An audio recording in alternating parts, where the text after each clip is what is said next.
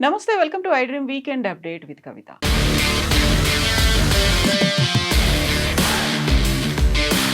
General ఎలక్షన్స్లో కనిపించేంత హడావిడి ప్రచారం ఈసారి లోకల్ బాడీ ఎన్నికల్లో తెలంగాణలో కనిపించింది. గతంలో ఎన్నడూ లేనంతగా ప్రీ పోల్ సర్వేలు, ఎగ్జిట్ పోల్ సర్వేలతో పాటుగా అంచనాలు, ప్రచారం కోసం పెట్టినటువంటి డబ్బు ఎందుకని అంత తీవ్ర స్థాయిలో కనిపించింది? పార్టీలు అంత ప్రతిష్టాత్మకంగా ఎందుకు తీసుకున్నాయి? మనతో పాటుగా ఉన్నారు మన తెలంగాణ ఎడిటర్ దేవులపల్లి అమర్ గారు. సార్ నమస్తే. నమస్తే కవిత. సార్, ఈసారి ఎన్నికలు గతంలో జరిగినటువంటి సర్పంచ్ ఎన్నికలు కావచ్చు, ఇప్పుడు జరిగినటువంటి లోకల్ బాడీ, మున్సిపల్ కార్పొరేషన్ ఎందుకంత పీక్ స్టేజ్లో ప్రచారం? ఒక్కో ఓటుకి 70,000 దాకా పంచారు అనేటువంటి వార్తలు ఎందుకు వస్తున్నాయి అసలు? కొన్ని చోట్ల చాలా డబ్బు ఖర్చు పెట్టినారు. అయితే ఇది కొత్తగా ఇప్పుడు జరిగిన మున్సిపల్ ఎన్నికల్లో వచ్చిన ట్రెండ్ ఏం కాదు. గత కొంతకాలంగా ముఖ్యంగా 2 తెలుగు రాష్ట్రాల్లో కూడా డబ్బు అనేది చాలా ప్రధానమైన పాత్ర పోషిస్తూ ఉన్నది ఎన్నికల్లో. రోజు రోజుకు ఎన్నికల వ్యయం పెరిగిపోతూ ఉన్నది. ఓటరు అంతే ఆశిస్తున్నాడు, ఖర్చు పెట్టేవాళ్ళు కూడా అట్లా ఖర్చు పెడుతున్నారు.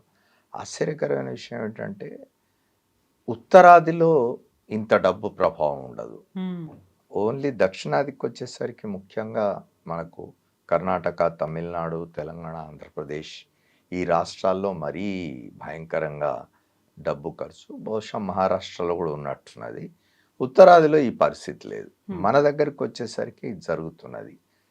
ముఖ్యంగా మనం ఇవాళ ఫలితాలు వెలువడుతున్న మున్సిపల్ ఎలక్షన్స్ కనుక తీసుకున్నట్టయితే ఇవి 2 సంవత్సరాల క్రితం రాష్ట్రంలో కాంగ్రెస్ పార్టీ అధికారంలోకి వచ్చినాక జరుగుతున్న 2వ ఎన్నిక.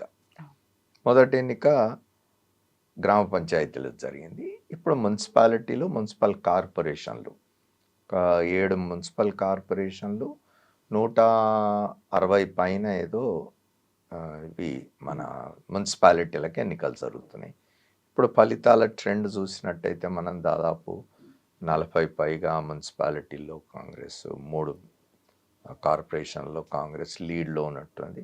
సహజంగానే అధికారంలో ఉన్న పార్టీ వైపే స్థానిక సంస్థల ఎన్నికల ఫలితాలు జనరల్గా ఉంటాయి.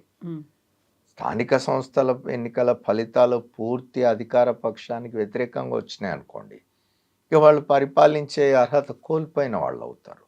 కాబట్టి ఏ కారణం చేతనైనా, అంటే అది అధికారంలో ఉన్నందుకు, ఆ అధికారంలో ఉన్న బలం కారణంగా కావచ్చు, లేదా అధికారంలో ఉన్న పార్టీ గనుక గెలిపించినట్టయితే మనకు రావాల్సిన అభివృద్ధికి సంబంధించిన కార్యక్రమాలు కానీ, సంక్షేమం కానీ ఇట్లాంటివి అందుతాయనే అభిప్రాయంతో ప్రజలు ఉంటారు. ఇప్పుడు మనం గ్రామ పంచాయతీలు చూసినాం, మున్సిపాలిటీలు చూసినాం, జిల్లా పరిషత్లు, మండల పరిషత్లు వస్తుంది. దీని తర్వాత ప్రధానంగా ఇప్పుడు మనం ఇంకోటి చర్చించుకోవాల్సింది ఏంటి అంటే, గతంలో ఉమ్మడి ఆంధ్రప్రదేశ్ ఉన్న కాలంలో కూడా మొదట్లో కార్పొరేషన్ అంటే ఒకటే హైదరాబాద్, మిగతా అన్ని మున్సిపాలిటీలే రాష్ట్రంలో. తర్వాత ఎప్పుడో విజయవాడ మున్సిపల్ కార్పొరేషన్ అయింది కొంతకాలానికి, వైజాగ్ మున్సిపల్ కార్పొరేషన్ అయింది. ప్రధానమైనవి ఉమ్మడి ఆంధ్రప్రదేశ్లో హైదరాబాద్, విజయవాడ, వైజాగ్ ఇట్లా 3-4 కంటే కార్పొరేషన్లు ఉండే కాదు. ఇవాళ ఒక హైదరాబాద్ నగరమే 3 కార్పొరేషన్లు కాబోతున్నది. హైదరాబాద్, మల్కాజిగిరి, సైబరాబాద్ ఇట్లా 3 కార్పొరేషన్లుగా చేసినారు. ఈ 3 కార్పొరేషన్లకు ఎన్నికలు జరగాలి. మొన్నటితో గత 3-4 రోజుల క్రితం ఎప్పుడో మేయర్ పదవి కాలం కూడా అయిపోయింది, చివరి సమావేశం నిర్వహించినారు. సో ఈ 3 కార్పొరేషన్లకు కూడా ఎన్నికలు జరగాల్సి ఉన్నది. అంటే ఇప్పుడు ఈ మున్సిపాలిటీల తర్వాత ఈ 3 కార్పొరేషన్లు వస్తుంది. జిల్లా పరిషత్లు, మండల పరిషత్ల ఎన్నికలకు కూడా వెళ్ళాల్సి ఉంటుంది. ఇవన్నీ అధికార పక్షం ఎందుకు ప్రెస్టీజ్గా తీసుకుంటుందంటే, నేను ఇంతకుముందు చెప్పినట్టుగా ఈ అధికారంలో ఉన్న పక్షం ఈ ఎన్నికలు, స్థానిక ఎన్నికల్లో సహకార సంఘాలకు కూడా వస్తాయి కదా, స్థానిక సంస్థలకు జరిగే ఎన్నికల్లో ఓడిపోయినట్టయితే పరిపాలించే అర్హత కోల్పోయినట్టు.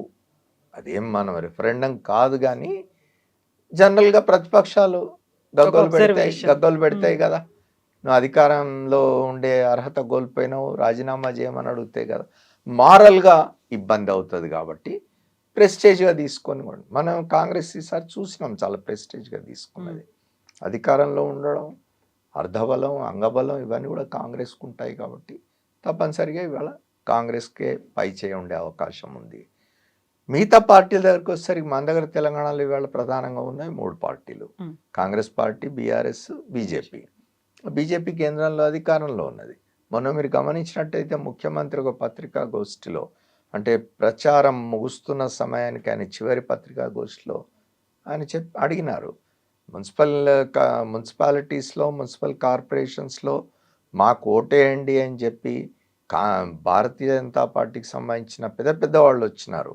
కేంద్ర మంత్రులు వచ్చినారు, మహారాష్ట్ర ముఖ్యమంత్రి వచ్చినాడు, కొత్త నూతనంగా ఎన్నికైన నియమితులైన బీజేపీ అధ్యక్షులు వచ్చినారు, వివిధ రాష్ట్రాల నుంచి కేంద్ర స్థాయిలో ఉన్న నాయకులు వచ్చి ప్రచారం పెద్ద ఎత్తున ప్రచారం చేసినారు. ఇంతమంది రావడం, వాళ్ళు ప్రచారం చేసిన తీరు చూస్తే మనకు చాలా పర్టికులర్గా ఉన్నారు. తెలంగాణలో మున్సిపాలిటీస్లో ఒక ముద్ర వేసుకోవాలి తమదని. ఎందుకంటే వచ్చే శాసనసభ ఎన్నికల నాటికి ఒక వాతావరణం క్రియేట్ చేయాలి. BJP is a force in Telangana అని ఒక వాతావరణం క్రియేట్ చేయాలి. ఎందుకు చేస్తున్నారంటే, మీరు గత శాసనసభ ఎన్నికల్లో 8 స్థానాలు గెలిచినారు. అంతకుముందు మున్సిపాలిటీస్లో దాదాపు హైదరాబాద్ మున్సిపల్ కార్పొరేషన్ జిహెచ్ఎంసీ ఎన్నికల్లో దాదాపు 45-50 డివిజన్స్ గెలుచుకున్నది బీజేపీ. తర్వాత లోక్సభ ఎన్నికల్లో 8 స్థానాలు గెలుచుకున్నది. దాంతో ఒక ఊపు వచ్చినట్టు అనిపించింది. కానీ మళ్ళీ లోక్సభ ఎన్నికల తర్వాత 2024 తర్వాత ఈ దాదాపు 2 సంవత్సరాల కాలంలో మళ్ళీ గ్రాఫ్ పడిపోయింది బీజేపీది. ఎందుకు పడిపోయింది అనేది వాళ్ళు సమీక్షించుకోవాలి.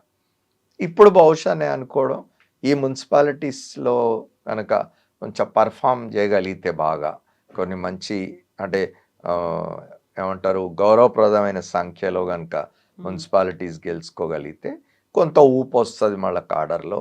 నెక్స్ట్ శాసనసభ ఎన్నికల వరకు దీన్ని నిలబెట్టుకోవచ్చు అని అనుకుంటూ ఉండొచ్చు. కానీ ఫలితాల ట్రెండ్ చూస్తే మనకు బీజేపీ 3వ ప్లేస్లో ఉండేట్టుగా కనిపిస్తుంది. బీఆర్ఎస్ 2వ స్థానంలోకి వస్తున్నది. బీఆర్ఎస్ సమస్య ఏమిటి అని అంటే, అసలు బీఆర్ఎస్కు ప్రాణం, బీఆర్ఎస్కు ఊపిరి, బీఆర్ఎస్కు ప్రాణవాయువు అయిన కేసీఆర్ ఎక్కడ కనిపించడం లేదు. ఆయన ఎవరో ఫోన్ ట్యాపింగ్ కేసులో ఆయనను ప్రశ్నించడానికి వస్తాం అని అంటే, నేను మున్సిపల్ ఎన్నికల దీనిలో బిజీగా ఉన్నానని ఆయన చెప్పినారు, కానీ ఆయన ఎక్కడ కనిపించలేదు. కేటీ రామారావు, హరీష్, మిగతా నాయకులు ఏదో వాళ్ళు తిరిగి వాళ్ళ పద్ధతిలో వాళ్ళు చేయగలిగింది చేస్తున్నారు తప్ప అసలు నాయకుడు కనిపించలేదు. అది పెద్ద డ్రాబ్యాక్. అయినా సరే ఇవాళ బీఆర్ఎస్ 2వ స్థానంలో వస్తున్నది. చివరికి వచ్చేసరికి ఫలితాలు మొత్తంగా సాయంత్రం వెలువడే టైంకి ఎన్నిట్లో బీఆర్ఎస్ ఇదవుతుందో తెలియదు, కానీ 2వ స్థానంలో అయితే బీఆర్ఎస్ ఉన్నది. అంటే ఆ మేరకు చాలామంది ఏమనుకున్నారంటే అసలు బీఆర్ఎస్ కనిపించదు, బీజేపీ 2వ స్థానంలోకి వస్తుంది, ఎందుకంటే కేంద్రంలో అధికారంలో ఉన్నది కాబట్టి తప్పనిసరిగా బీజేపీ పట్ల కొంత ఇది ఉంటుంది, అనుకూలత ఉంటుంది అనుకున్నారు, కానీ అట్లాంటిది అయితే కనిపించడం లేదు. బీఆర్ఎస్ 2వ స్థానంలో ఉండేట్టు. కాకపోతే సీఎం రేవంత్ రెడ్డి ఆల్మోస్ట్ ఒక 8 బహిరంగ సభల్లో పార్టిసిపేట్ చేశారు. చాలా తీవ్రమైనటువంటి ఒక ఆవేశపూరితంగా మాట్లాడినటువంటి ప్రసంగాలు ఇవన్నీ చూసిన తర్వాత బీఆర్ఎస్ ఇంకో తరహా క్యాంపెయిన్ మొదలుపెట్టింది.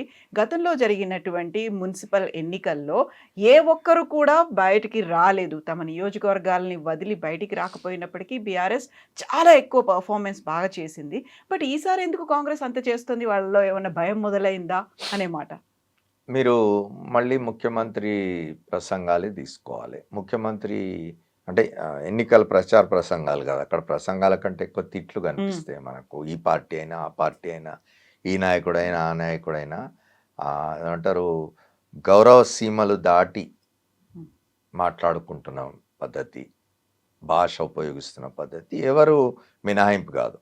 ఒకళ్ళు మాట్లాడాక ఇంకోళ్ళు మాట్లాడతారు, తప్పదు అది. ఇట్లాంటివి జరుగుతున్నాయి.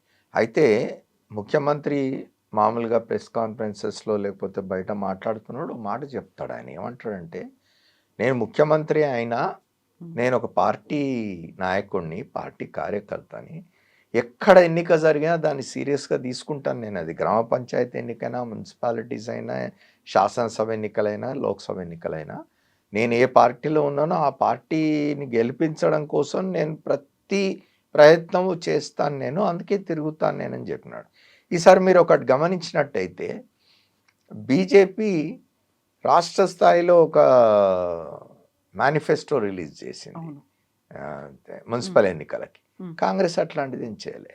కాంగ్రెస్ ఏం చెప్పింది, ముఖ్యమంత్రి ఏం చెప్పినాడు, మీ స్థాయిలో, మీ మున్సిపాలిటీ స్థాయిలో ఉన్న సమస్యలు ఏమిటి, వాటిని మనం ఎట్లా పరిష్కరిస్తాం, అక్కడికక్కడే. మీ మున్సిపాలిటీ స్థాయిలో ఎటువంటి సౌకర్యాలు మనం కల్పిస్తాం, మీ మున్సిపాలిటీకి ఏం మేలు చేస్తాం అనేది ఎక్కడికక్కడ మీరు స్థానికంగా ఇది చేసుకోండి, కానీ రాష్ట్ర స్థాయిలో ఒక మేనిఫెస్టో అవసరం లేదు అనుకున్నది Congress party. That is correct. Um. ఎప్పుడైనా కూడా నీకు ఎక్కడికక్కడ అక్కడున్న స్థానిక సమస్యలు, అక్కడున్న స్థానిక అవసరాల్ని అడ్రస్ చేస్తేనే జనంతో కనెక్ట్ కాగలుగుతావు. ఉమ్. అట్లా కాకుండా నువ్వు ఏదో నేను అమెరికా నుంచి ఏదో తీసుకొస్తా అని మున్సిపాలిటీలో పోయి చెప్తే లాభం లేదు, లేదా ఢిల్లీలో ఏదో చేస్తా అని చెప్తే మున్సిపాలిటీలో లాభం లేదు కదా. అక్కడికక్కడ స్థానికంగా ఏమున్నాయి ఆ అవసరాలను అడ్రస్ చేయాలి, ఆ సమస్యల్ని పరిష్కరిస్తామని చెప్పాలి. అట్లా అయితేనే లోకల్గా కనెక్ట్ అవుతారు. సో ఇప్పుడు రిజల్ట్స్ వచ్చిన తర్వాత ఇమ్మీడియట్గా జెడ్పీటీసీ ఎంపీటీసీలకు వెళ్తారా, లేకుంటే మళ్ళీ హైదరాబాద్ ఈ మున్సిపల్ కార్పొరేషన్ ఎన్నికలకు వెళ్తారా అనే దాంట్లో దీని మీదే బేస్ అయ్యి ఒక సీఎం ఒక డెసిషన్ తీసుకుంటాడు అనే మాట. ఇప్పుడు దీని మీద బేస్ అనేం లేదు. ఇప్పుడు టర్మ్ అయిపోయిన తర్వాత ఎన్నికలు జరపాల్సిందే. మీరు దానికి ఏదో గ్రేస్ పీరియడ్ ఉంటుంది, ఆ గ్రేస్ పీరియడ్ దాటిపోవడానికి లేదు, ఎన్నికలు జరపాల్సిందే. మీకు మళ్ళీ శాసనసభ ఎన్నికలు వచ్చే నాటికి ఇవన్నీ జరగాల్సినవి కదా, జడ్పీలు జరగాల్సింది, మిగిలిన ఇప్పుడు ఇప్పుడు ఏమంటారు ఏర్పాటు చేసుకున్న 3 కార్పొరేషన్లకు ఎన్నికలు జరగాల్సిందే, సహకార సంఘాలకు ఎన్నికలు జరగాల్సిందే. మీరు primary cooperative PACS, primary agricultural cooperative societies ఉంటాయి, వాటికి జరగాలి. తర్వాత జిల్లా సహకార సంస్థలు, డిసిఎంఎస్లు, డిసిసిబిలు, చివరికి మార్క్ఫెడ్, ఇట్లాంటివన్నీ ఉన్నాయి కదా. మార్క్ఫెడ్ మొత్తంగా నెక్స్ట్ 2 ఇయర్స్లో ఇవన్నీ జరిగిపోవాలి. 2 ఇయర్స్ది కూడా కాదు, వాళ్ళ టర్మ్ ఎప్పుడైపోతే అప్పుడు. ఇప్పుడు మన హైదరాబాద్ జిహెచ్ఎంసీ టర్మ్ అయిపోయింది. సో స్పెషల్ ఆఫీసర్ రూల్ వచ్చింది, 3టికి స్పెషల్ ఆఫీసర్లను పెట్టినారు.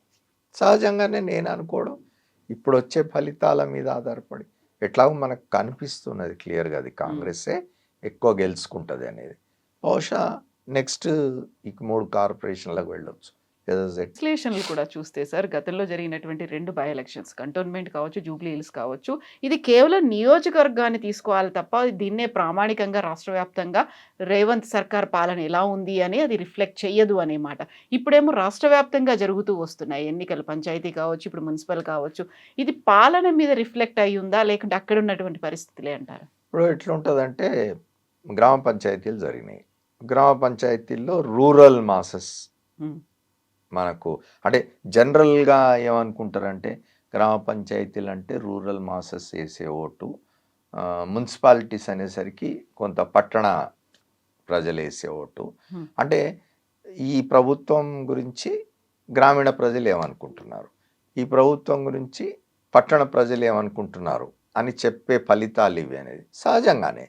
ఇప్పుడు ఒక ఎన్నిక ఫర్ ఎగ్జాంపుల్ రాష్ట్రంలో కాంగ్రెస్ ప్రభుత్వం వచ్చిన తర్వాత ఈ 2 ఏళ్ల కాలంలో 2 శాసనసభ ఉప ఎన్నికలు జరిగినాయి మనకు.